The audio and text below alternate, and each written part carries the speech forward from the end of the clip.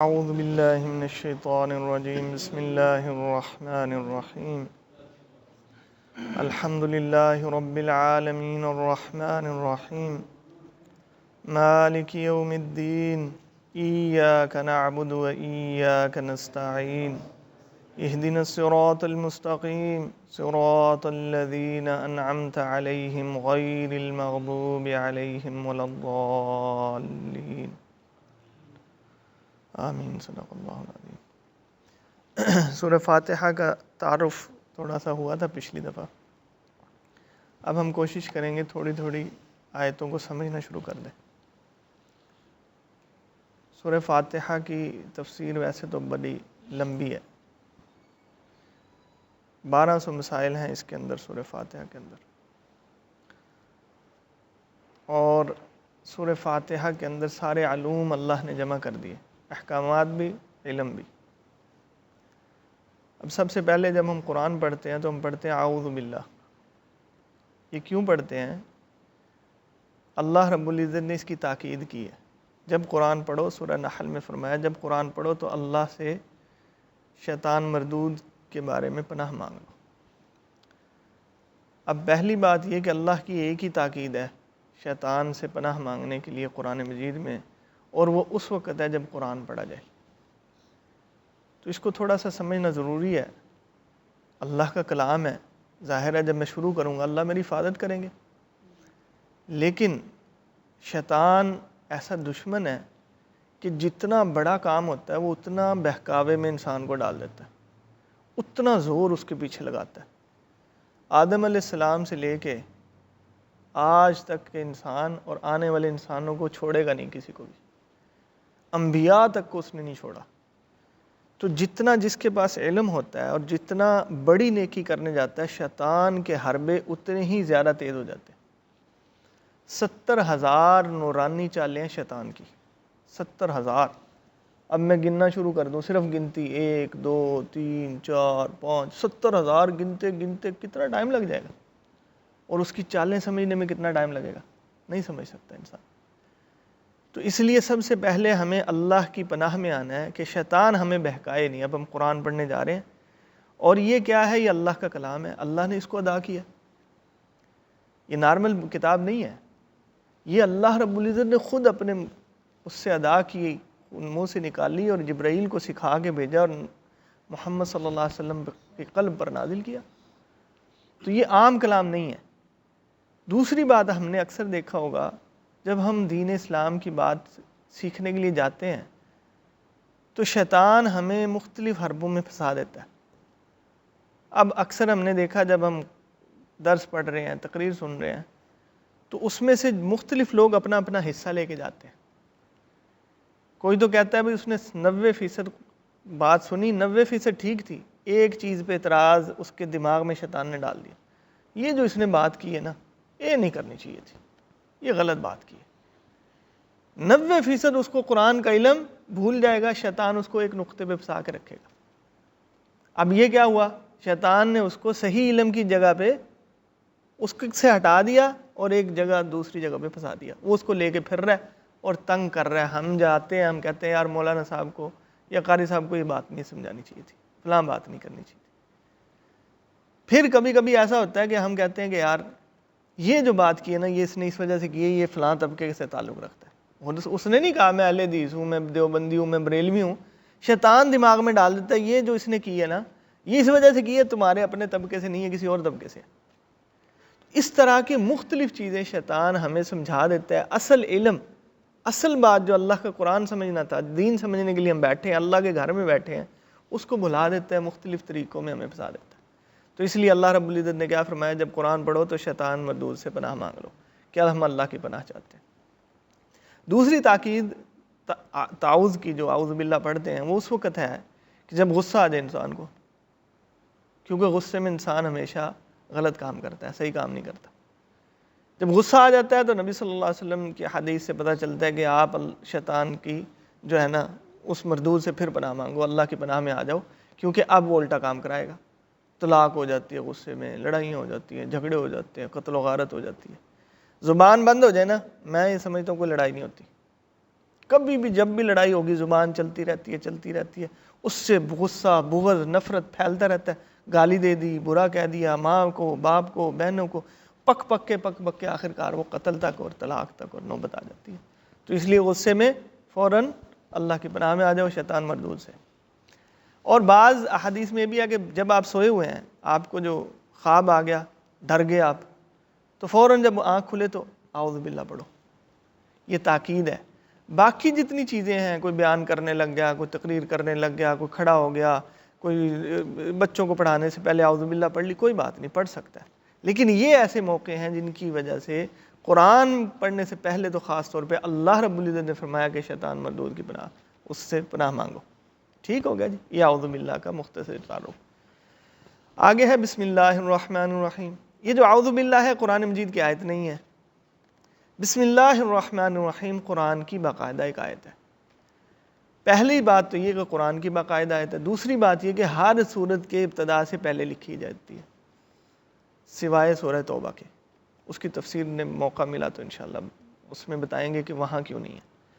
اب بسم اللہ کیا ہے؟ یہ بات نبی صلی اللہ علیہ وسلم کو قرآن نازل کرنے سے پہلے بھی بسمک اللہ، جب بھی وہ کام کوئی شروع کرتے تو اللہ کے نام سے شروع کرے، اے اللہ تیرے نام سے شروع کرتا ہوں۔ لیکن پھر یہ قرآن کی باقاعدہ آیت نازل ہو گئی کہ جب آپ کوئی کام صحیح جائز کام شروع کریں تو اللہ کے نام سے ابتدا کریں۔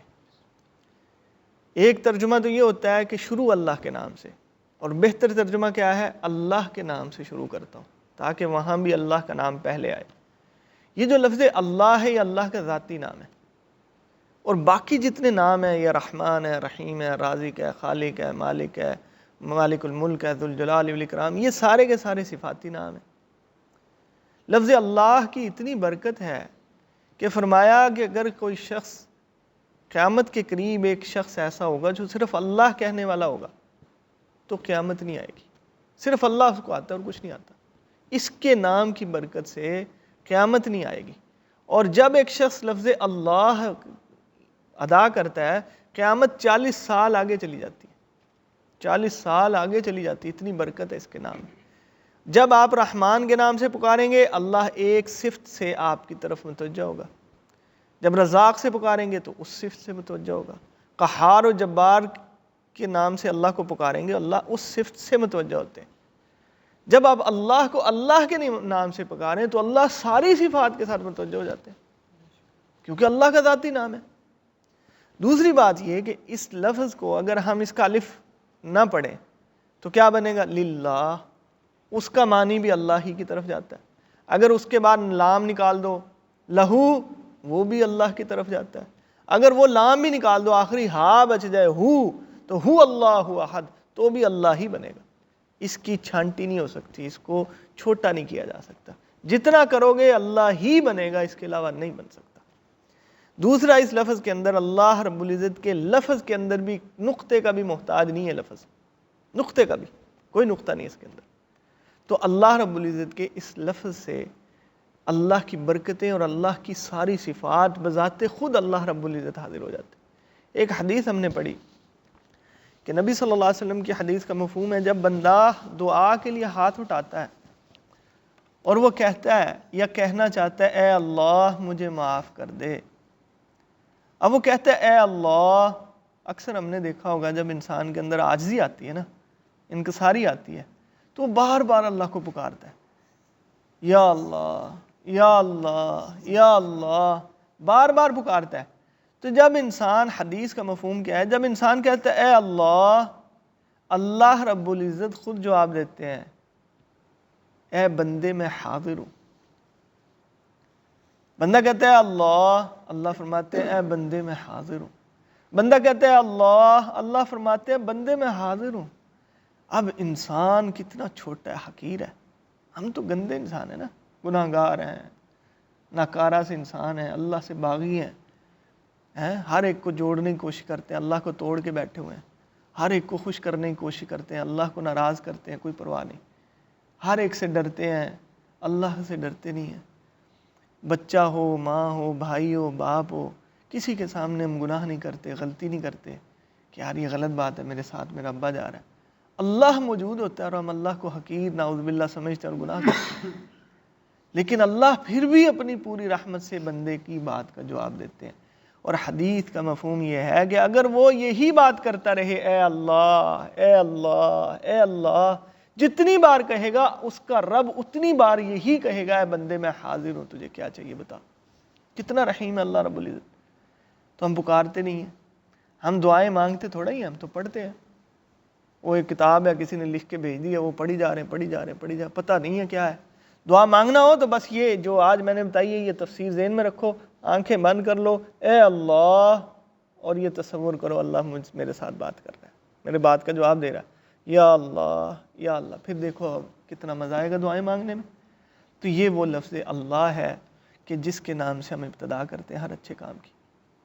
دوسرا ہے الرحمن اور رحیم، دونوں کے معنی تقریباً ایک جیسے ہیں۔ رحمان بڑا مہربان، رحیم انتہائی رحم کرنے والا۔ علماء کرام فرماتے ہیں جو رحمان ہے نا، اللہ کی جو رحمانیت کی صفت ہے، معاف کرنے کی جو صفت ہے، رحم کرنے کی جو صفت ہے، یہ رحمان میں وسیع ہو جاتی ہے، پھیل جاتی ہے۔ اور رحیم کی جو صفت ہے نا، وہ بھی رحمت کی ہے، وہ بھی مہربانی کی ہے، وہ گہرائی میں چلی جاتی ہے۔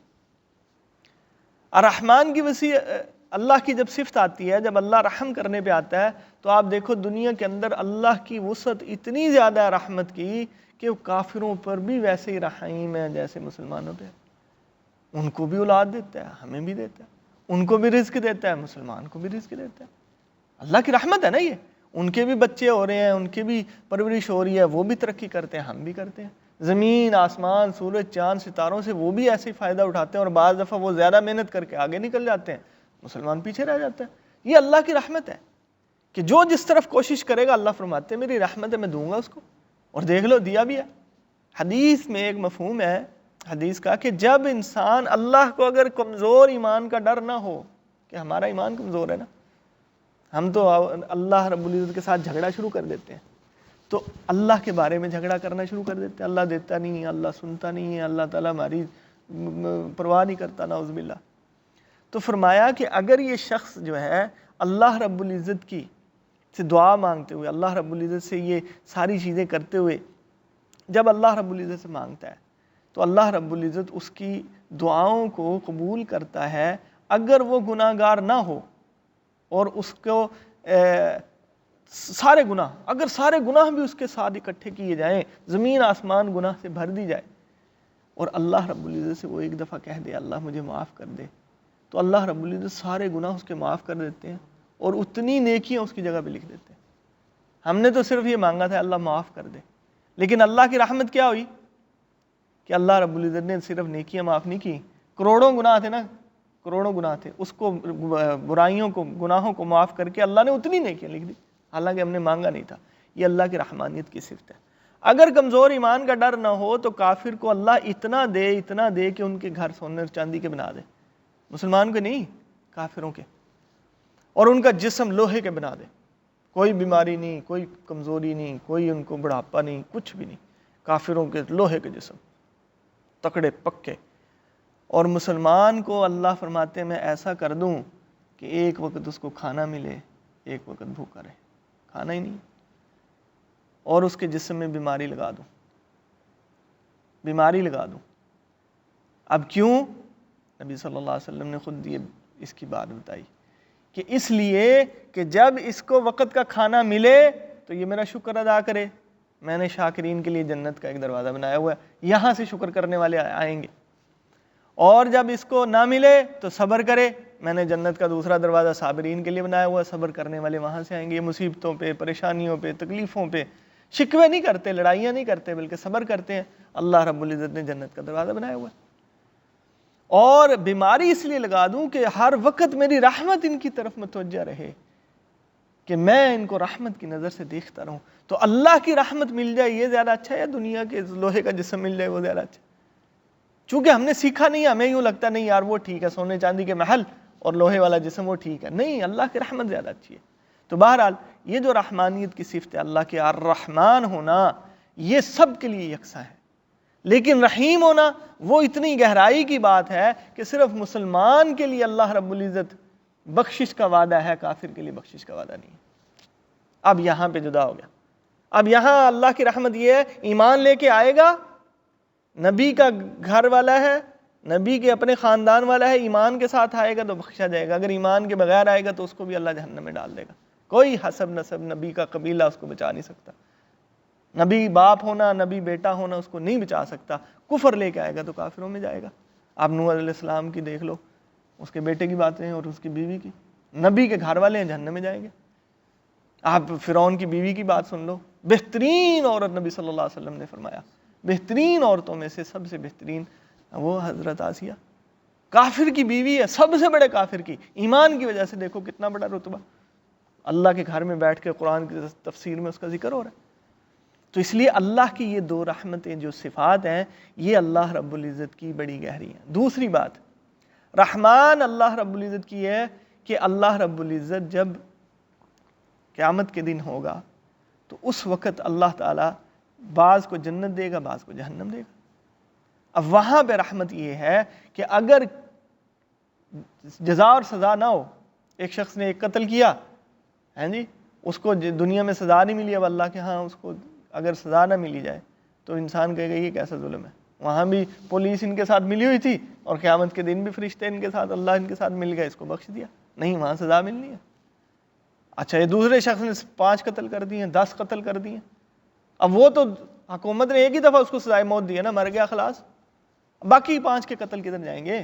اب وہ قیامت کے دن اللہ اس کو 5 قتلوں کا سزا دے گا، تو اب وہ سزا دے کر اگر اس کے پاس ایمان ہوا، اللہ اس کو دوبارہ جنت داخل کر دے تو یہ اللہ کی رحمت ہے۔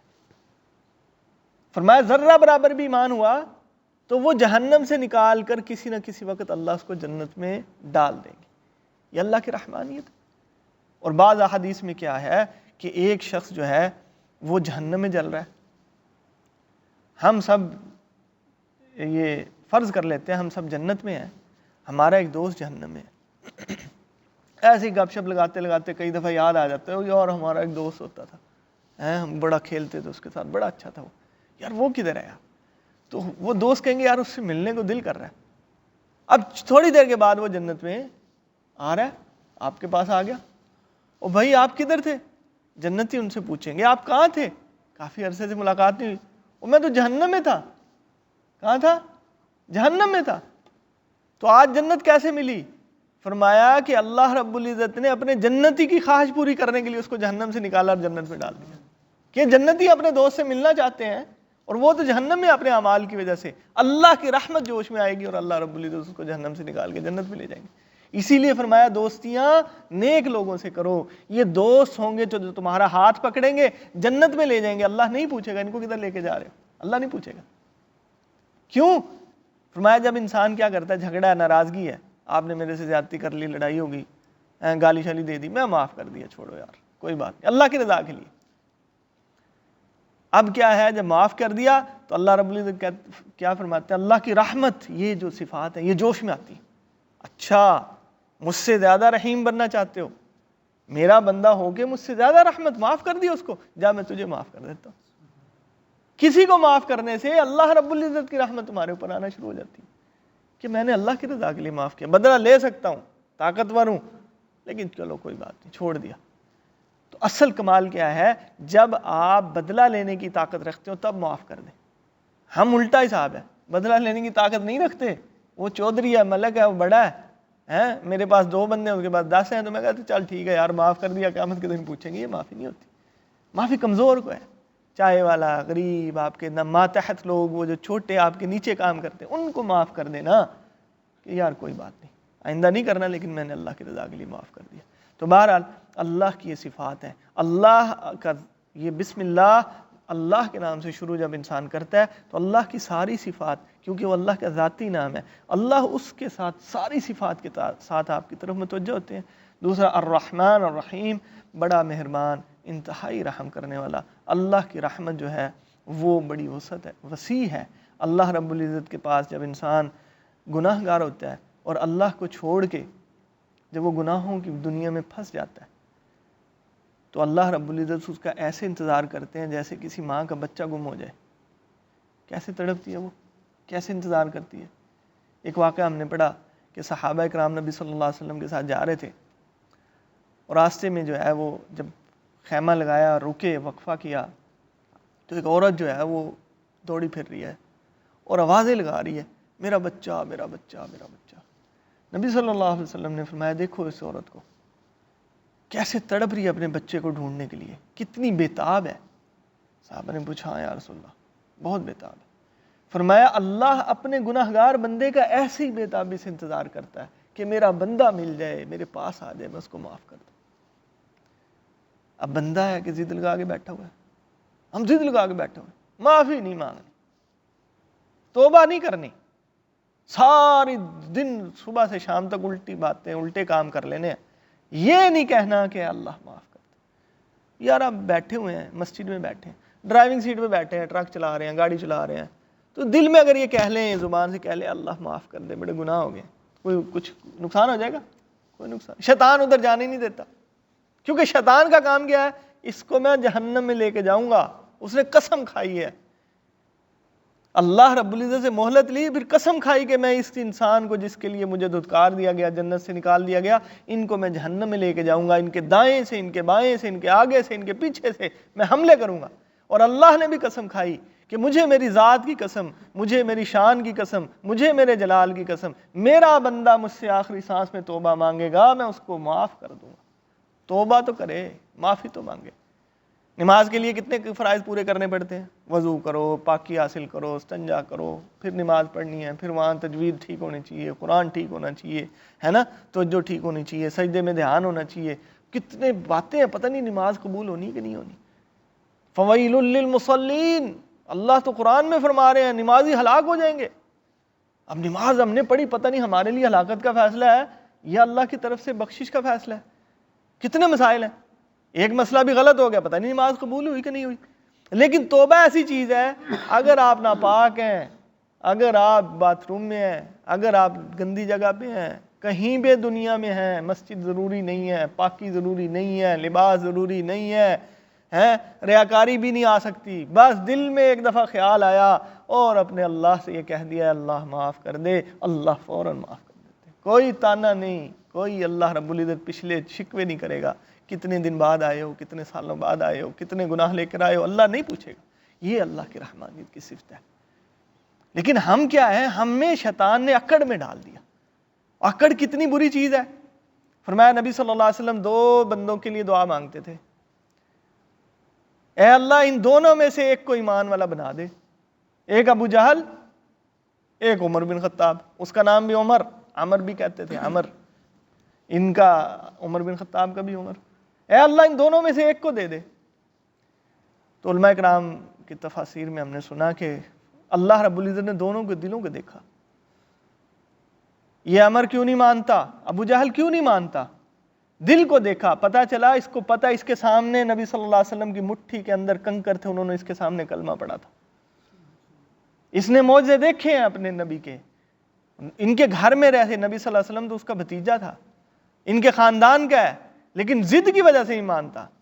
عمر فاروق انجانے میں نہیں مانتا, اس نے تو معجزہ ہی نہیں دیکھا, اس نے تو کوئی دیکھا ہی نہیں ہے. اللہ نے اس کے لیے ایمان کا فیصلہ کر دیا, اس ضدی کے لیے اللہ نے ایمان کا فیصلہ نہیں کیا, جہنم میں چلا گیا. تو اگر ہم ضد بنا کے بیٹھے رہیں گے, نہیں مانوں گا, نہیں قرآن سیکھوں گا, نہیں نماز پڑھوں گا, مجھے بتاؤ نقصان کس کا ہے؟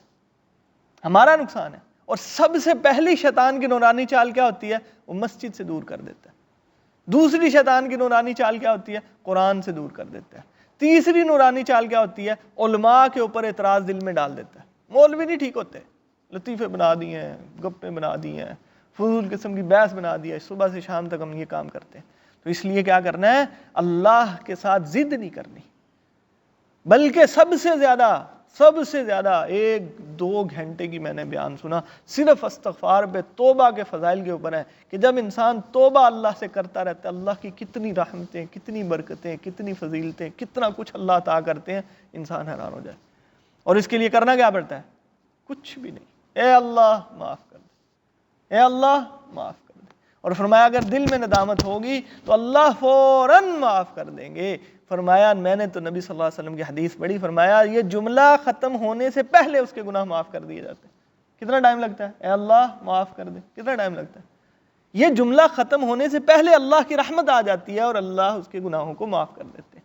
تو اس لیے اللہ رب العزت سے رحمت مانگے، توبہ کرتے رہیں، استغفار کرتے رہیں، رزق کے دروازے کھلتے ہیں، تنگیاں دور ہوتی ہیں، پریشانیاں دور ہوتی ہیں، عزت اللہ رب العزت دیتے ہیں، دنیا اور جہان کے خزانے اللہ اس کے لیے کھول دیتے ہیں۔ تو توبہ کریں گے، استغفار کریں گے، معافی مانگیں گے تو مسجد میں آئیں گے۔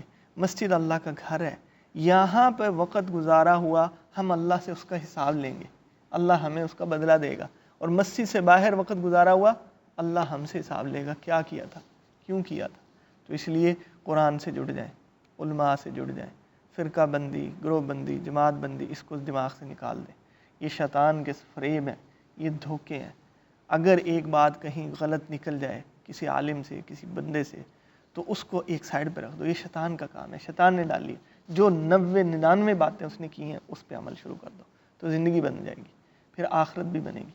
فرمایا جس کی نماز اچھی اس کی زندگی اچھی، جس کی زندگی اچھی اس کی موت اچھی، جس کی موت اچھی اس کی قبر اچھی، جس کی قبر اچھی اس کا حشر اچھا، جس کا حشر اچھا اس کے لیے جنت بہترین ہے۔ لیکن جس کی نماز ہی ٹھیک نہیں ہے، نماز میں آوازار ہے، نماز پڑھتا نہیں ہے، تو اس لیے اللہ رب العزت سے توبہ کر کے اللہ کے ساتھ جڑ جائے۔ پہلے عادت بنانی پڑتی ہے، پھر عبادت بنتی ہے۔ عادت کیا ہے؟ مسجد میں جاؤں گا، نماز پڑھوں گا، دل نہیں کر رہا پڑھوں گا، میرا اللہ، میں اللہ کو چھوڑ دوں؟ اذان مؤذن کہہ رہا اللہ اکبر، اللہ سب سے بڑا ہے، اللہ سب سے بڑا ہے، آؤ نماز کی طرف، آؤ فلاح کی طرف، اور میں جا ہی نہیں رہا۔ اللہ جب سب سے بڑا ہے تو میں اللہ کی طرف جاؤں گا۔ چھوڑو یہ ٹی وی شی وی، چھوڑو میڈیا، چھوڑو روم، چھوڑو ادھر بھی اکیلا بیٹھا ہوں، میں اپنے رب کے پاس کیوں نہ جاؤں؟ تو جب آپ یہ سوچ کے اپنے آپ کو پکا کر لیں گے، پہلے عادت بنائیں گے، آہستہ آہستہ عبادت بنے گی، خشوع پیدا ہوگا، خضوع پیدا ہوگا، اللہ کے قریب ہوں گے، اللہ سے مانگنے میں مزہ آئے گا، قرآن نماز پڑھنے میں مزہ آئے گا۔ تو اس کے بعد قرآن کو سمجھ کے پڑھنا شروع کر دیں، پہلے اس طرح سیکھیں، پھر سمجھ کے پڑھنا شروع کریں۔ انشاءاللہ اللہ رب العزت جب سمجھ دیتے ہیں تو پھر انسان کے لیے اعمال کرنا آسان ہو جاتا ہے۔ دعا کریں اللہ تعالیٰ عمل کی توفیق دے۔ انشاءاللہ زندگی رہی تو پھر سورہ فاتحہ شروع کریں گے۔